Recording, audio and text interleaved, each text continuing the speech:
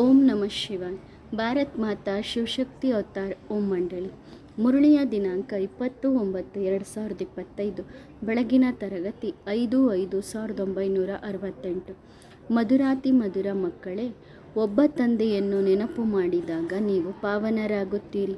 ಇದನ್ನು ಬಿಟ್ಟರೆ ಬೇರೆ ಯಾವ ಉಪಾಯವೂ ಇಲ್ಲ. ನೀವು ಯಾವುದಾದರೂ ಉಪಾಯವನ್ನು ಯೋಚಿಸಿದ್ದೀರಾ? ಇದು ಯೋಗ ಅಗ್ನಿಯಾಗಿದೆ. ಇದರಿಂದಲೇ ಪಾಪ ಭಸ್ಮವಾಗುತ್ತದೆ. ಆದರೆ ಗಂಗಾ ನದಿ, ಸಮುದ್ರ ಸ್ನಾನ ಬಹಳಷ್ಟು ಮಾಡಿದ್ದೀರಿ. ತಂದೆ ನಿರಾಕಾರ ಆಗಿದ್ದಾರೆ, ಆತ್ಮನೂ ಸಹ ನಿರಾಕಾರ ತಂದೆ ಹೇಳುತ್ತಾರೆ, ನನ್ನೊಬ್ಬನನ್ನೇ ನೆನಪು ಮಾಡಿರಿ. ನೀವು ಸ್ವಯಂ ಹೇಳುತ್ತಾ ಇದ್ದೀರಿ, ಹೇ ಪತಿತ ಪಾವನ ನೀನು ಬಾ. ಇದನ್ನು ಯಾರಿಗೆ ಹೇಳಿದ್ದೀರಿ? ಬ್ರಹ್ಮ, ವಿಷ್ಣು, ಶಂಕರರಿಗೆ ಹೇಳಿದ್ದೀರೇನು? ಇಲ್ಲ ತಾನೇ? ಪತಿತ ಪಾವನ ಒಬ್ಬ ತಂದೆಯಾಗಿದ್ದಾರೆ. ಆ ತಂದೆ ಎಂದೂ ಪುನರ್ಜನ್ಮದಲ್ಲಿ ಬರುವುದಿಲ್ಲ. ಅವರು ಪಾವನ ಆಗಿದ್ದಾರೆ. ಆ ತಂದೆಗೆ ಸರ್ವಶಕ್ತಿವಂತ ಎಂದು ಹೇಳಲಾಗುತ್ತದೆ. ಇದರ ಅರ್ಥ ಯಾರೂ ಸಹ ತಿಳಿದುಕೊಂಡಿಲ್ಲ. ತಂದೆ ಸೃಷ್ಟಿಯ ಆದಿ ಮಧ್ಯ ಅಂತ್ಯದ ಬಗ್ಗೆ ತಿಳಿದುಕೊಂಡಿದ್ದಾರೆ. ಅನ್ಯ ಯಾವ ಶಾಸ್ತ್ರ ಇತ್ಯಾದಿಗಳನ್ನು ಎಲ್ಲರೂ ತಿಳಿದುಕೊಂಡಿದ್ದಾರೆ. ಆ ಸನ್ಯಾಸಿಗಳು ತಮ್ಮನ್ನು ಅಥಾರಿಟಿ ಎಂದು ತಿಳಿದುಕೊಳ್ಳುತ್ತಾರೆ. ಆದ್ದರಿಂದ ಅವರಿಗೆ ಬಹಳ ದೊಡ್ಡ ದೊಡ್ಡ ಟೈಟಲ್ಸ್ಗಳು ಸಿಗುತ್ತವೆ. ತಂದೆಗೇ ಮೊದಲು ಟೈಟಲ್ ಬಿರುದುಗಳು ಸಿಕ್ಕಿತ್ತು. ಅವುಗಳನ್ನು ಓದಿ ಪಡೆದುಕೊಳ್ಳುತ್ತಾರೇನು? ನಾವು ಮಕ್ಕಳಿಗೆ ತಂದೆ ತಿಳಿಸುತ್ತಿದ್ದಾರೆ. ಯಾವುದೇ ವೇದ ಶಾಸ್ತ್ರ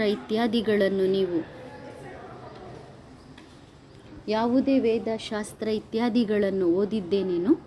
ಭಕ್ತಿ ಮಾರ್ಗದಲ್ಲಿ ಎಷ್ಟೊಂದು ವಸ್ತುಗಳು ಇದ್ದಾವೆ, ಸಾಕಷ್ಟು ಶಾಸ್ತ್ರಗಳು ಇದ್ದಾವೆ. ತಂದೆ ಅದರ ವ್ಯತ್ಯಾಸವನ್ನು ತಿಳಿಸುತ್ತಿದ್ದಾರೆ. ಎಷ್ಟೊಂದು ತೀರ್ಥಯಾತ್ರೆಗಳನ್ನು ಮಾಡಿದ್ದೀರಿ, ಜಾತ್ರೆಗಳಿಗೆ ಹೋಗಿ ಬಂದಿದ್ದೀರಿ. ಮನುಷ್ಯರು ಎಷ್ಟೊಂದು ದುಃಖಿಗಳಾಗಿದ್ದಾರೆ, ತೊಂದರೆಯಲ್ಲಿ ಇದ್ದಾರೆ. ತಂದೆ ಯಾವ ತೊಂದರೆಯನ್ನು, ಕಷ್ಟವನ್ನು ಮಕ್ಕಳಿಗೆ ಕೊಡುವುದಿಲ್ಲ. ಕೇವಲ ತಂದೆ ಹೇಳುತ್ತಾರೆ, ನನ್ನೊಬ್ಬನನ್ನೇ ನೆನಪು ಮಾಡಿರಿ, ಆಗ ವಿಕರ್ಮ ವಿನಾಶ ಆಗುತ್ತದೆ ಹಾಗೂ ನೀವು ಸತೋಪ್ರಧಾನರಾಗುತ್ತೀರಿ. ಸತೋಪ್ರಧಾನ ಹೊಸ ಸೃಷ್ಟಿಯಾಗಿತ್ತು, ನಂತರ ಅದು ತಮೋಪ್ರಧಾನ ಆಗಲೇಬೇಕು. ಯಾವುದೇ ವಸ್ತು ಸದಾ ಕಾಲಕ್ಕೋಸ್ಕರ ಸದಾ ಇರುವುದಿಲ್ಲ. ಪ್ರತಿಯೊಂದು ವಸ್ತು ಸತೋಪ್ರಧಾನ, ಸತೋ ರಜೋ ತಮೋ ಆಗೇ ಆಗುತ್ತದೆ. ತಂದೆ ಮಕ್ಕಳಿಗೆ ತಿಳಿಸುತ್ತಿದ್ದಾರೆ, ನೀವು ಅನ್ಯರಿಗೂ ಸಹ ಈ ಜ್ಞಾನವನ್ನು ತಿಳಿಸಿರಿ. ಒಬ್ಬ ತಂದೆಯನ್ನು ನೆನಪು ಮಾಡಿರಿ. ಅನ್ಯ ಸಂಘವನ್ನು ಬಿಟ್ಟು ಒಬ್ಬ ತಂದೆಯನ್ನು ನೆನಪು ಮಾಡಬೇಕು. ಎಷ್ಟೊಂದು ಜನ ಮಿತ್ರ ಸಂಬಂಧಿಕರೆಲ್ಲರನ್ನು ನೆನಪು ಮಾಡುತ್ತಿರುತ್ತಾರೆ. ನೀವು ಯಾರನ್ನೂ ಸಹ ನೆನಪು ಮಾಡಬಾರದು, ಶರೀರವನ್ನೂ ಸಹ ನೆನಪು ಮಾಡಬಾರದು. ನಾವು ಆತ್ಮಿಕ ಮಕ್ಕಳಾಗಿದ್ದೇವೆ. ಒಬ್ಬ ಆತ್ಮಿಕ ತಂದೆಯನ್ನು ನೆನಪು ಮಾಡಬೇಕು. ಇದೇ ಪರಿಶ್ರಮವಾಗಿದೆ. ಯಾವುದೇ ನಾಮರೂಪದ ನೆನಪಿನಲ್ಲಿ ಬರಬಾರದು. ಆಗ ಎಲ್ಲಿಯೂ ನಮ್ಮ ಬುದ್ಧಿ ಸಿಕ್ಕಿಕೊಳ್ಳುವುದಿಲ್ಲ. ಒಬ್ಬ ತಂದೆಯೇ ಬಂದು ಒಂದು ಸಾರಿ ನಾವು ಮಕ್ಕಳಿಗೆ ಜ್ಞಾನವನ್ನು ತಿಳಿಸುತ್ತಾರೆ. ಇದು ಎಲ್ಲರ ಅಂತಿಮ ಜನ್ಮವಾಗಿದೆ. ಈ ಮೃತ್ಯು ಲೋಕದಲ್ಲಿ ಇದು ಅಂತಿಮ ಜನ್ಮ. ಹಳೆಯ ಜಗತ್ತಿದ್ದದ್ದು ಮತ್ತೆ ಹೊಸ ಜಗತ್ತು ಆಗುತ್ತದೆ. ಹೊಸ ಸೃಷ್ಟಿಯಲ್ಲಿ ಈ ದೇವತೆಗಳು ಇರುತ್ತಾರೆ. ದೇವತಾ ಧರ್ಮ ಇರುತ್ತದೆ. ಅದು ಯಾವಾಗ ಇತ್ತು ಎನ್ನುವುದು ಯಾರಿಗೂ ಗೊತ್ತಿಲ್ಲ. ಯಾರು ಸ್ಥಾಪನೆ ಮಾಡಿದರೂ ಯಾವುದೂ ಸಹ ನೆನಪಿಗೆ ಇಲ್ಲ. ಎಲ್ಲವನ್ನೂ ಮರೆತಿದ್ದಾರೆ. ತಂದೆ ಹೇಳುತ್ತಾರೆ, ನೀವೆಲ್ಲ ಪಾತ್ರಧಾರಿಗಳಾಗಿದ್ದೀರಲ್ಲವೇ? ಪಾತ್ರಧಾರಿಗಳಿಗೆ ನಾಟಕದ ಬಗ್ಗೆ ಗೊತ್ತಿರಬೇಕು. ಬೇಹದ್ದಿನ ತಂದೆ ಬಂದು ನಾವು ಮಕ್ಕಳಿಗೆ ಎಲ್ಲವನ್ನೂ ತಿಳಿಸುತ್ತಿದ್ದಾರೆ. ಈಗ ಜ್ಞಾನವನ್ನು ಧಾರಣೆ ಮಾಡಿಕೊಳ್ಳಿರಿ. ತಂದೆ ಪ್ರತಿಯೊಬ್ಬರಿಗೂ ಕೇಳುತ್ತಿದ್ದಾರೆ, ಮಕ್ಕಳೇ, ನಿಮಗೆ ನೀವು ಪ್ರಶ್ನೆ ಮಾಡಿಕೊಳ್ಳಿರಿ, ನಾನು ಎಷ್ಟರ ಮಟ್ಟಿಗೆ ಜ್ಞಾನವನ್ನು ಧಾರಣೆ ಮಾಡಿಕೊಂಡಿದ್ದೇನೆ. ಧಾರಣೆ ಮಾಡಿಕೊಂಡು ಅನ್ಯರಿಗೂ ಸಹ ಧಾರಣೆ ಮಾಡಿಸಬೇಕು. ನಿಮ್ಮ ಆಂತರ್ಯದಲ್ಲಿ ನೀವು ಕೇಳಿಕೊಳ್ಳಿರಿ, ನಾನು ಬಾಬನನ್ನು ಇಡೀ ದಿನದಲ್ಲಿ ಎಷ್ಟು ನೆನಪು ಮಾಡುತ್ತೇನೆ? ತಂದೆ ನಮಗೆ ಇಡೀ ವಿಶ್ವದ ಮಾಲೀಕತನವನ್ನು ಕೊಡುತ್ತಿದ್ದಾರೆ. ಆ ತಂದೆಯನ್ನು ಉಸಿರಿನಲ್ಲೂ ನೆನಪು ಮಾಡಬೇಕು. ಒಂದು ವೇಳೆ ನೆನಪು ಮಾಡಿಲ್ಲ ಎಂದರೆ ತಂದೆಯಿಂದ ಆಸ್ತಿ ಹೇಗೆ ಪಡೆದುಕೊಳ್ಳಲು ಸಾಧ್ಯ? ಪ್ರತಿದಿನ ರಾತ್ರಿ ನಿಮ್ಮ ಪೋತಾ ಮೇಲನ್ನು ಚೆಕ್ ಮಾಡಿಕೊಳ್ಳಿರಿ. ನೀವು ವ್ಯಾಪಾರಿಗಳಾಗಿದ್ದೀರಲ್ಲವೇ? ಬಹಳ ವ್ಯಾಪಾರಿಗಳು ಪ್ರತಿದಿನ ರಾತ್ರಿ ತಮ್ಮ ಲೆಕ್ಕವನ್ನು ತೆಗೆಯುತ್ತಾರೆ. ಎಷ್ಟು ಖರ್ಚು ಆಯಿತು, ಎಷ್ಟು ಲಾಭವಾಯಿತು ಎಂದು ಲೆಕ್ಕ ಬರೆಯುತ್ತಾರೆ. ತಂದೆ ಬಹಳ ಚೆನ್ನಾಗಿ ಮಕ್ಕಳಿಗೆ ಸಲಹೆ ಕೊಡುತ್ತಾರೆ. ನಿಮ್ಮ ಮನಸ್ಸಿಗೆ ನೀವೇ ಪ್ರಶ್ನೆ ಮಾಡಿಕೊಳ್ಳಿರಿ, ನಾನು ತಂದೆಯನ್ನು ಎಷ್ಟು ನೆನಪು ಮಾಡಿದ್ದೇನೆ. ಯಾವ ತಂದೆ ನಮ್ಮನ್ನು ವಿಶ್ವದ ಮಾಲೀಕರನ್ನಾಗಿ ಮಾಡುತ್ತಿದ್ದಾರೆ, ಆ ತಂದೆಯೇ ಹೇಳುತ್ತಿದ್ದಾರೆ, ನನ್ನೊಬ್ಬನನ್ನೇ ನೆನಪು ಮಾಡಿರಿ. ಆ ತಂದೆಯ ಮಾತನ್ನು ಯಾರು ಕೇಳುವುದಿಲ್ಲ, ಅವರನ್ನು ಅಪ್ರಾಮಾಣಿಕರು ಎಂದು ಹೇಳಲಾಗುತ್ತದೆ. ಆಜ್ಞೆಯನ್ನು ಉಲ್ಲಂಘನೆ ಮಾಡಿದರ ಪರಿಣಾಮ ಏನಾಗುತ್ತದೆ? ಫೇಲ್ ಆಗುತ್ತೀರಿ ತಾನೆ. ಈಗ ನೀವು ಮಕ್ಕಳಿಗೆ ಗೊತ್ತಿಲ್ಲ, ಮುಂದೆ ಹೋದಂತೆ ಗೊತ್ತಾಗುತ್ತದೆ. ಇಲ್ಲ ಅಂದರೆ ನಿಮ್ಮ ಸ್ಥಿತಿ ಹೇಗಿದೆ ಎಂದು ತಿಳಿದುಕೊಳ್ಳಲು ಸಾಧ್ಯವೇ ಆಗುವುದಿಲ್ಲ. ಇದು ಒಳ್ಳೆಯದೇ ಆಗಿದೆ. ಪಾಪ ಮಾಡಿದ್ದೀರಿ ತಾನೆ, ಅಂದ ಮೇಲೆ ನಿಮ್ಮ ಮೇಲೆ ನಿಮಗೆ ಗಮನ ಇರಬೇಕು. ತಂದೆ ಹೇಳುತ್ತಾರೆ, ಯಾರಿಗಾದರೂ ದುಃಖ ಕೊಟ್ಟರೆ ಆಗ 100ರಷ್ಟು ಶಿಕ್ಷೆ ತಿನ್ನಬೇಕಾಗುತ್ತದೆ. ಏಕೆಂದರೆ ನನ್ನ ನಿಂದನೆಯನ್ನು ಮಾಡಿದ್ದೀರಲ್ಲವೇ, 100ರಷ್ಟು ಶಿಕ್ಷೆಯನ್ನು ಅನುಭವಿಸಬೇಕಾಗುತ್ತದೆ. ನೀವು ಮಾಡಿದ ಪಾಪದ ಕೆಲಸವನ್ನು ತಂದೆಗೆ ತಿಳಿಸಿದಾಗ ಆಗ ಸ್ವಲ್ಪ ಶಿಕ್ಷೆಯಿಂದ ಬಚಾವಾಗುತ್ತೀರಿ. ಇಲ್ಲ ಅಂದರೆ ನಿಮ್ಮ ಪಾಪ ವೃದ್ಧಿ ಆಗುತ್ತಾ ಹೋಗುತ್ತದೆ. ಎಲ್ಲ ಮಾತುಗಳನ್ನು ತಂದೆ ಭಿನ್ನ ಭಿನ್ನ ರೀತಿಯಿಂದ ನಾವು ಮಕ್ಕಳಿಗೆ ತಿಳಿಸುತ್ತಿದ್ದಾರೆ. ಅತಿ ಪ್ರೀತಿಯ ತಂದೆ ಆಗಿದ್ದಾರಲ್ಲವೇ, ಆ ತಂದೆಯನ್ನು ನೆನಪು ಮಾಡುವುದರಿಂದ ನಮ್ಮ ವಿಕರ್ಮ ವಿನಾಶವಾಗುತ್ತದೆ. ತಂದೆಯನ್ನು ನೆನಪು ಮಾಡುವುದು ಒಳ್ಳೆಯ ಮಾತಾಗಿದೆ. ಚಾರ್ಟನ್ನು ಇಡಿ. ಇವತ್ತಿನ ದಿನ ನಾನು ಯಾರಿಗೂ ದುಃಖ ಕೊಟ್ಟಿಲ್ಲ ತಾನೆ, ಮನಸ ವಾಚ ಕರ್ಮಣ ಯಾರಿಗೂ ದುಃಖ ಕೊಟ್ಟಿಲ್ಲ ತಾನೆ. ಯಾವುದೇ ವಿಕಾರದಲ್ಲಿ ಬಂದು ಅಂದರೆ ದೇಹಾಭಿಮಾನದಲ್ಲಿ ಬಂದು ಅನ್ಯರಿಗೆ ದುಃಖ ಕೊಟ್ಟಿಲ್ಲ ತಾನೆ. ಆತ್ಮಾಭಿಮಾನಿಗಳಾಗಿದ್ದೀರಾ? ಆತ್ಮಾಭಿಮಾನಿಯಾಗಿದ್ದಾಗ ಎಂದೂ ಸಹ ದೇಹಾಭಿಮಾನ ಬರುವುದಿಲ್ಲ. ಈ ಎಲ್ಲ ಮಾತುಗಳನ್ನು ತಿಳಿದುಕೊಳ್ಳಬೇಕಾಗಿದೆ. ಪ್ರತಿದಿನ ತಂದೆ ಮಕ್ಕಳಿಗೆ ತಿಳಿಸುತ್ತಿದ್ದಾರೆ, ಮಕ್ಕಳೇ, ನಂಬರ್ 1 ಪುರುಷಾರ್ಥ ಕಲ್ಪದ ಮೊದಲಿನಂತೆ ಮಾಡುತ್ತಿದ್ದೀರಿ. ಮೊದಲು ಏನನ್ನೂ ತಿಳಿದುಕೊಂಡಿರಲಿಲ್ಲ. ಇವರೇ ಮತ್ತೆ ಎಲ್ಲರೂ ಪಾವನರಾಗುತ್ತಾರೆ, ಮತ್ತೆ ಎಲ್ಲರೂ ಪತಿತರಾಗುತ್ತಾರೆ. ತಂದೆ ಹೇಳುತ್ತಾರೆ, ಇವರ ಬಹಳ ಜನ್ಮಗಳ ಅಂತ್ಯದಲ್ಲಿ ವಾನಪ್ರಸ್ಥ ಸ್ಥಿತಿಯಲ್ಲಿ ನಾನು ಇವರ ತನುವಿನಲ್ಲಿ ಪ್ರವೇಶ ಮಾಡುತ್ತೇನೆ. ಶಬ್ದದಿಂದ ದೂರ ಹೋಗುವುದಕ್ಕೋಸ್ಕರ ಗುರುಗಳನ್ನು ಮಾಡಿಕೊಳ್ಳುತ್ತಾರೆ, ಆದರೆ ಅವರು ಸತ್ಯಗುರುಗಳು ಆಗಿರುವುದಿಲ್ಲ. ನೀವು ಶಬ್ದದಿಂದ ದೂರ ಹೋಗುವುದಕ್ಕೋಸ್ಕರ ಸತ್ಯ ಪುರುಷಾರ್ಥ ಮಾಡುತ್ತಿದ್ದೀರಿ. ಎಲ್ಲರೂ ಹೋಗಬೇಕು, ನಂತರ ನಂಬರ್ 1 ಆಗಿ ಜಗತ್ತಿಗೆ ಪಾತ್ರ ಮಾಡಲು ಬರುತ್ತೇವೆ. ಪ್ರತಿಯೊಬ್ಬರೂ ಪುರುಷಾರ್ಥ ಮಾಡುತ್ತಿದ್ದೇವೆ. ನಾವು ಓದಿ ಒಳ್ಳೆಯ ಪದವಿಯನ್ನು ಪಡೆದುಕೊಳ್ಳುತ್ತೇವೆ. ತಂದೆ ಹೇಳುತ್ತಾರೆ, ಇಡೀ ಜಗತ್ತೇ ವಾನಪ್ರಸ್ಥ ಸ್ಥಿತಿಯಾಗಿದೆ. ನೀವು ಪುರುಷಾರ್ಥ ಮಾಡಿರಿ, ಮಾಡದೇ ಇರಿ, ಆದರೆ ವಾನಪ್ರಸ್ಥ ಸ್ಥಿತಿಯಲ್ಲಿ ಇದ್ದೀರಿ. ನೀವು ಮಕ್ಕಳು ಸತ್ಯ ವಾನಪ್ರಸ್ಥಿಗಳಾಗಿದ್ದೀರಿ. ಇಡೀ ಜಗತ್ತು ಎಲ್ಲವೂ ಪರಿವರ್ತನೆಯಾಗುತ್ತದೆ. ಯಾರು ಚೆನ್ನಾಗಿ ಓದುತ್ತಾರೆ ಅವರು ಒಳ್ಳೆಯ ಪದವಿಯನ್ನು ಪಡೆದುಕೊಳ್ಳುತ್ತಾರೆ. ಬಾಬಾ ಮಕ್ಕಳಿಗೆ ಕೇಳುತ್ತಾರೆ, ಮಕ್ಕಳೇ, ನೀವು ವಿಜಯ ಮಾಲೆಯಲ್ಲಿ ಹೋಗುತ್ತೀರೋ ಅಥವಾ ಪ್ರಜೆಯ ಮಾಲೆಯಲ್ಲಿ ಹೋಗುತ್ತೀರೋ? ಎಲ್ಲರ ಮಾಲೆಯೂ ರೆಡಿಯಾಗುತ್ತದೆ. ಪ್ರಜೆಗಳ ಮಾಲೆಯೂ ಸಹ ಇದೆ, ಆದರೆ ನಂಬರ್ 1 ಪುರುಷಾರ್ಥದ ಅನುಸಾರವಾಗಿ ಬರುತ್ತೀರಿ. ಎಲ್ಲರೂ ಒಟ್ಟಿಗೆ ಬರುತ್ತಾರೆ ಎಂದು ಅರ್ಥ ಅಲ್ಲ. ಅದರಲ್ಲಿ ಶ್ರೀಮಂತರು, ಸಾಧಾರಣ ಪ್ರಜೆಗಳು, ಬಡವರು ಎಲ್ಲರೂ ಇರುತ್ತಾರೆ. ರಾಜಧಾನಿ ಇದೆ ತಾನೆ, ರಾಜಧಾನಿಯಲ್ಲಿ ರಾಜ, ರಾಣಿ, ಸಾಹುಕಾರರು, ಪ್ರಜೆಗಳು, ಸಾಧಾರಣ ಪ್ರಜೆಗಳು ಎಲ್ಲರೂ ಬರುತ್ತಾರೆ. ತಂದೆ ಮಕ್ಕಳಿಗೆ ಕೇಳುತ್ತಾರೆ, ನೀವು ಏನು ಆಗಲು ಇಷ್ಟಪಡುತ್ತೀರಿ? ಮುಖ್ಯವಾಗಿ ಜ್ಞಾನ ಹಾಗೂ ಯೋಗದ ಮಾತಾಗಿದೆ. ಯೋಗದ ವಿನಃ ಜ್ಞಾನ ಹೇಗೆ ಸಿಗುತ್ತದೆ? ಬ್ಯಾಟ್ರಿಯ ಜೊತೆಗೆ ಯೋಗ ಅವಶ್ಯವಾಗಿ ಬೇಕು. ಅಂದರೆ ತಂದೆಯ ಜೊತೆಗೆ ನಮ್ಮ ಬುದ್ಧಿ ಯೋಗ ಅವಶ್ಯವಾಗಿ ಜೋಡಣೆಯಾಗಬೇಕು. ಯೋಗ ಮುಖ್ಯವಾಗಿದೆ. ಯೋಗದಿಂದಲೇ ವಿಕರ್ಮ ವಿನಾಶವಾಗುತ್ತದೆ. ಮುಖ್ಯ ಮಾತು ಇದೇ ಆಗಿದೆ. ಆದ್ದರಿಂದ ತಂದೆ ಹೇಳುತ್ತಾರೆ, ನೆನಪನ್ನು ಮಾಡುತ್ತೀರಿ. ಶಿಕ್ಷಣ ಸಹಜವಾಗಿದೆ, ಆದರೆ ಆರೋಗ್ಯ, ಐಶ್ವರ್ಯ, ಆಯಸ್ಸು ಯೋಗದಿಂದಲೇ ಸಿಗುತ್ತದೆ. ವಿಕರ್ಮ ವಿನಾಶವಾಗುತ್ತದೆ. ಆಗಲೇ ಪಾಸ್ ವಿತ್ ಆನರ್ ಆಗುತ್ತೆ. ಇಲ್ಲ ಎಂದರೆ ಬಹಳಷ್ಟು ಪೆಟ್ಟುಗಳನ್ನು ತಿನ್ನಬೇಕಾಗುತ್ತದೆ. ಯಾರು ಪೆಟ್ಟುಗಳನ್ನು ತಿನ್ನುವುದಿಲ್ಲ ಅವರಿಗೆ ಬಹಳಷ್ಟು ಸಂಪಾದನೆ ಸಿಗುತ್ತದೆ. ನಾವು ತಂದೆಗೆ ಆಜ್ಞಾಕಾರಿಗಳಾಗಿದ್ದೇವಲ್ಲವೇ? ರಾಮನೂ ಸಹ ಪೆಟ್ಟು ತಿಂದಿದ್ದಾನೆ ಎಂದು ಹೇಳುತ್ತಾರೆ. ಓದಿದವರ ಮುಂದೆ ಓದದೇ ಇರುವಂಥವರು ಅವಶ್ಯವಾಗಿ ತಲೆಬಾಗಬೇಕಾಗುತ್ತದೆ. ತಂದೆ ಹೇಳುತ್ತಾರೆ, ಮಧುರಾತಿ ಮಧುರ ಮಕ್ಕಳೇ, ಒಬ್ಬ ತಂದೆಯಾದ ನನ್ನೊಬ್ಬನನ್ನೇ ನೆನಪು ಮಾಡಿರಿ, ಆಗ ನೀವು ಪಾವನರಾಗುತ್ತೀರಿ. ಇದು ಬಿಟ್ಟರೆ ಬೇರೆ ಯಾವ ಉಪಾಯವೂ ಇಲ್ಲ. ಬೇರೆ ಯಾವುದಾದರೂ ಉಪಾಯವಿದೆಯೇನು ಎಂದು ನೀವೇ ಯೋಚಿಸಿರಿ. ಇದು ಯೋಗ ಅಗ್ನಿಯಾಗಿದೆ. ಇದರಿಂದಲೇ ಪಾಪ ಭಸ್ಮವಾಗುತ್ತದೆ. ಆದರೆ ಗಂಗಾ ನದಿಯ ಸ್ನಾನ, ಸಮುದ್ರದ ಸ್ನಾನ ಬಹಳಷ್ಟು ಮಾಡಿದ್ದೀರಿ. ಸಮುದ್ರದಲ್ಲಿ ಬಹಳಷ್ಟು ಅನಾಹುತಗಳು ಆಗುತ್ತವೆ. ಮುಗ್ಧ ಇರುವಂಥವರು ಸಮುದ್ರದಲ್ಲಿ ಮಧ್ಯದಲ್ಲಿ ಹೋಗುತ್ತಾರೆ. ಆಗ ತಕ್ಷಣ ಅಲೆಗಳು ಬಂದಾಗ ಆ ಅಲೆಗಳಲ್ಲಿ ಪೆಟ್ಟುಗಳನ್ನು ತಿಂದು ಅಲ್ಲಿಯೇ ಮುಳುಗುತ್ತಾರೆ. ಇದರಲ್ಲಿ ಬಾಬನ ಅನುಭವವೂ ಇದೆ. ಕೆಲವರಿಗೆ ಕಾಲು ಜಾರುತ್ತದೆ. ನೀರಿನಲ್ಲಿ ಕಾಲು ಜಾರಿದಾಗ ಅಲ್ಲಿಯೇ ಮುಳುಗುತ್ತಾರೆ. ಆ ಜ್ಞಾನ ಮಾರ್ಗದಲ್ಲಿಯೂ ಸಹ ಎಷ್ಟೋ ಜನರ ಕಾಲು ಜಾರುತ್ತದೆ. ಅಂದರೆ ಮಾಯೆ ಎಳೆದುಕೊಂಡು ಹೋಗುತ್ತದೆ. ಅವಶ್ಯವಾಗಿ ಗಟಾರ್ನಲ್ಲಿ ಮುಳುಗಿಸುತ್ತದೆ. ಬಾಬಾ ಪ್ರಾರಂಭದಲ್ಲಿ ಬಹಳ ಕಠಿಣವಾಗಿ ಮುರುಳಿಯನ್ನು ನುಡಿಸುತ್ತಿದ್ದರು. ಕಾಮ ಮಹಾಶತ್ರುವಾಗಿದೆ. ಈ ಕಾಮ ವಿಕಾರದ ಮೇಲೆ ಅವಶ್ಯವಾಗಿ ಜಯ ಸಾಧಿಸಲೇಬೇಕು ಎಂದು ಹೇಳುತ್ತಿದ್ದರು.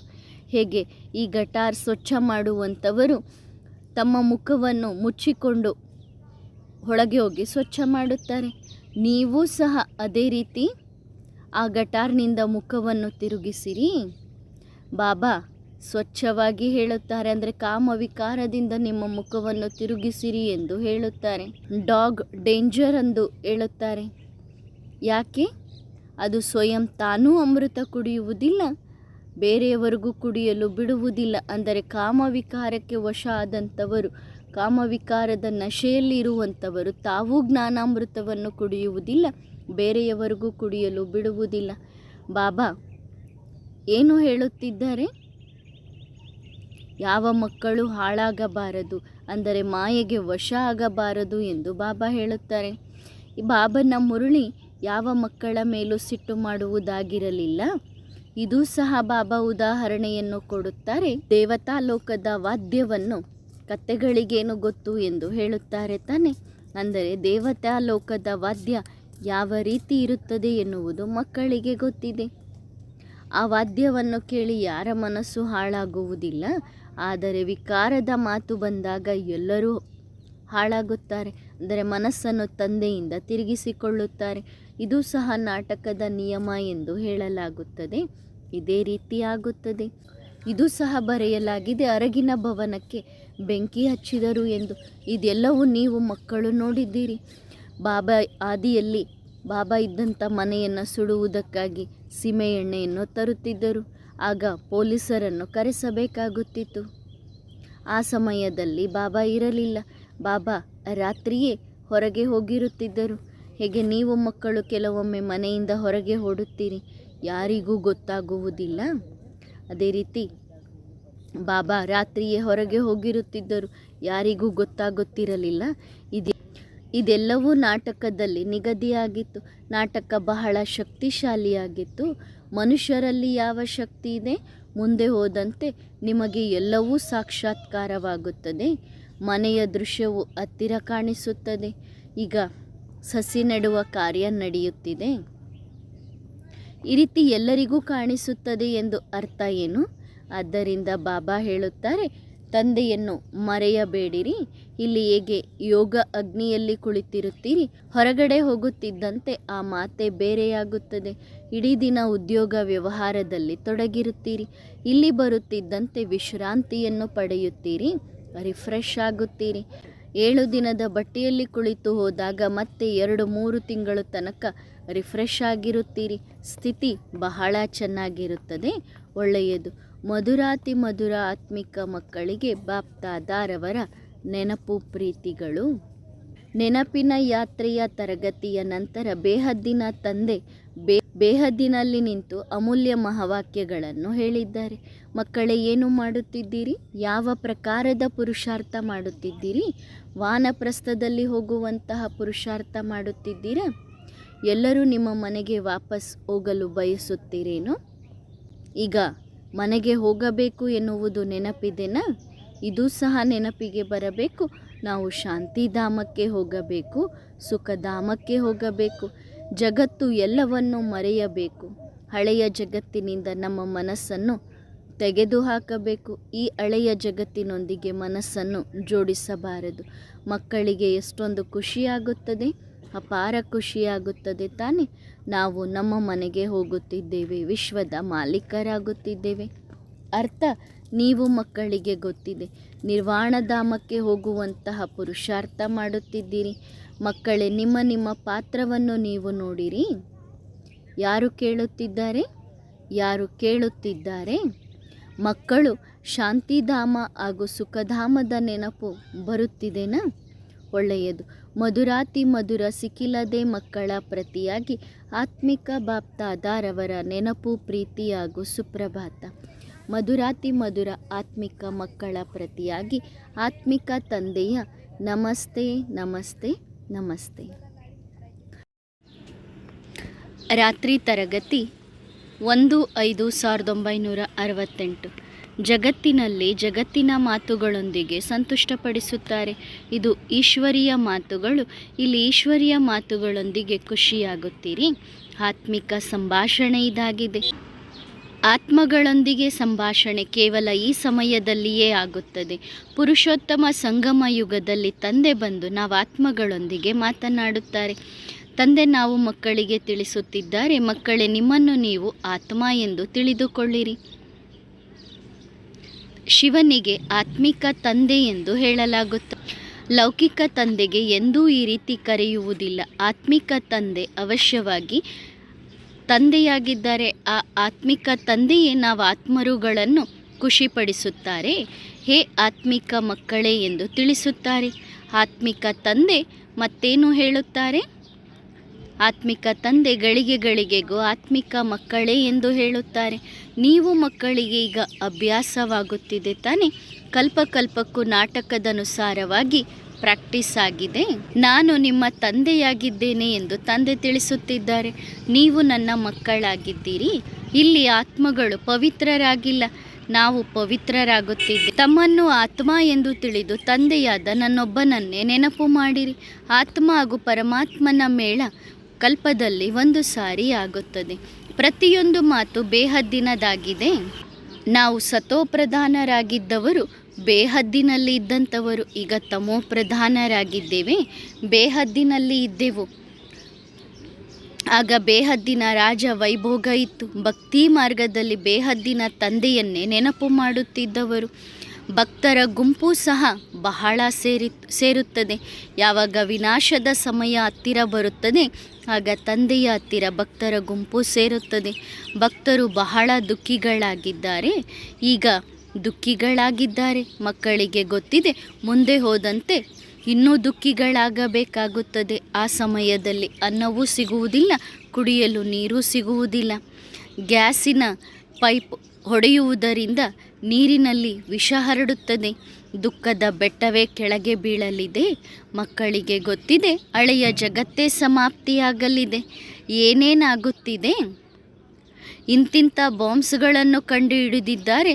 ಇಂತಹ 10-20 ಜಗತ್ತನ್ನು ಸಮಾಪ್ತಿ ಮಾಡುವಷ್ಟು ಬಾಂಬ್ಸ್ಗಳನ್ನು ಕಂಡುಹಿಡಿದಿದ್ದಾರೆ.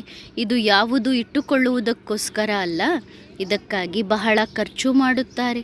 ನಾವು ಮಕ್ಕಳಿಗೆ ಗೊತ್ತಿದೆ, ಹಳೆಯ ಜಗತ್ತಿನ ವಿನಾಶ ಆಗಲಿದೆ. ಹೊಸ ಜಗತ್ತಿನ ಸ್ಥಾಪನೆಗೋಸ್ಕರ ನಾವು ಓದುತ್ತಿದ್ದೇವೆ. ನಾವು ಮಕ್ಕಳಿಗೆ ಗೊತ್ತಿದೆ, ಹೊಸ ಜಗತ್ತಿಗೋಸ್ಕರ ಓದುತ್ತಿದ್ದೇವೆ.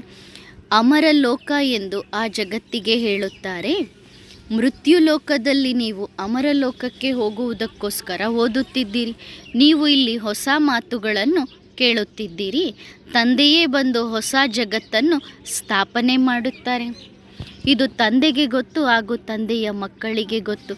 ತಂದೆ ಮಕ್ಕಳ ಜೊತೆಗೆ ಆತ್ಮಿಕ ಸಂಭಾಷಣೆ ಮಾಡುತ್ತಿದ್ದಾರೆ. ಯಾರ ಜೊತೆಗೆ ಸಂಭಾಷಣೆ ಮಾಡುತ್ತಾರೆ ಅವರಿಗೆ ಈ ಮಾತುಗಳು ಗೊತ್ತಾಗುತ್ತದೆ, ಬೇರೆ ಯಾರಿಗೂ ಗೊತ್ತಾಗುವುದಿಲ್ಲ. ಬಲೆ ಕೆಲವರು ಹೇಳುತ್ತಾರೆ ಇದು ಹೊಸ ಮಾತು ಎಂದು. ವೇದಗಳಲ್ಲೂ ಈ ಮಾತು ಇದೆ, ಇದರಲ್ಲೂ ಈ ಮಾತನ್ನು ಹೇಳುತ್ತಾರೆ ಎಂದು. ಅದೆಲ್ಲ ಶಾರೀರಿಕ ಮಾತುಗಳಾಗಿದೆ. ತಂದೆ ನಾವು ಮಕ್ಕಳಿಗೆ ಆತ್ಮಿಕ ಮಾತುಗಳನ್ನು ತಿಳಿಸುತ್ತಿದ್ದಾರೆ. ಈ ಮಾತುಗಳನ್ನು ಅನ್ಯರು ಯಾರೂ ತಿಳಿಸಲು ಸಾಧ್ಯವಿಲ್ಲ. ಈಗ ನಾವು ಮಕ್ಕಳು ಓದುತ್ತಿದ್ದೇವೆ. ಎಲ್ಲಿ ಮಕ್ಕಳು ಇರುತ್ತಾರೆ ಅಲ್ಲಿ ಮುರಳಿ ಸಿಕ್ಕೇ ಸಿಗುತ್ತದೆ. ದೈವಿ ಗುಣಗಳನ್ನು ಧಾರಣೆ ಮಾಡಿಕೊಳ್ಳಬೇಕು. ಈಗ ಕೆಲವರು ಹೇಳುತ್ತಾರೆ, ನಮ್ಮಿಂದ ದೈವಿ ಗುಣಗಳನ್ನು ಧಾರಣೆ ಮಾಡಿಕೊಳ್ಳಲು ಸಾಧ್ಯವಿಲ್ಲ, ನಮಗೆ ಸಾರಾಯಿ ತಿನ್ನುವುದು ಮಾಂಸಗಳನ್ನು ತಿನ್ನುವುದು ಬಿಟ್ಟು ಇರಲು ಸಾಧ್ಯವಿಲ್ಲ. ಅಂದರೆ ಅವಶ್ಯವಾಗಿ ತಿಳಿದುಕೊಳ್ಳಬೇಕು, ಅವರು ಬಹಳ ಕಡಿಮೆಯ ಪ್ರಜಾ ಪದವಿಯಲ್ಲಿ ಜನ್ಮಾಂತರಕ್ಕೋಸ್ಕರ ಬರುವಂಥವರು. ಅವರಿಗೆ ಬಹಳ ನಷ್ಟ ಸಿಗಲಿದೆ.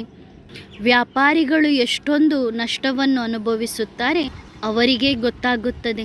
ಸ್ವಯಂ ನೀವು ಮಕ್ಕಳು ತಿಳಿದುಕೊಳ್ಳಬಹುದು. ಸತ್ಯ ಸಂಪಾದನೆ 21 ಜನ್ಮಗಳಿಗೋಸ್ಕರ ಆಗುತ್ತಿದೆ, ಅಸತ್ಯ ಸಂಪಾದನೆ ವಿನಾಶ ಆಗುತ್ತದೆ. ಒಳ್ಳೆಯದು. ಮಕ್ಕಳಿಗೆ ಗುಡ್ ನೈಟ್. ವರದಾನ: ಮಾಸ್ಟರ್ ತ್ರಿಮೂರ್ತಿ ಭವ. ಹೇಗೆ ತಂದೆ ಶಿಕ್ಷಕ ಆಗಿದ್ದಾರೆ ಹಾಗೂ ಸದ್ಗುರುವಾಗಿದ್ದಾರೆ, ತ್ರಿಮೂರ್ತಿ ಆಗಿದ್ದಾರೆ, ಅದೇ ರೀತಿ ತಾವು ಮಕ್ಕಳು ಸಹ ಸ್ವಯಂವನ್ನು ಮಾಸ್ಟರ್ ತ್ರಿಮೂರ್ತಿ ಎಂದು ತಿಳಿದುಕೊಂಡಿದ್ದೀರಾ.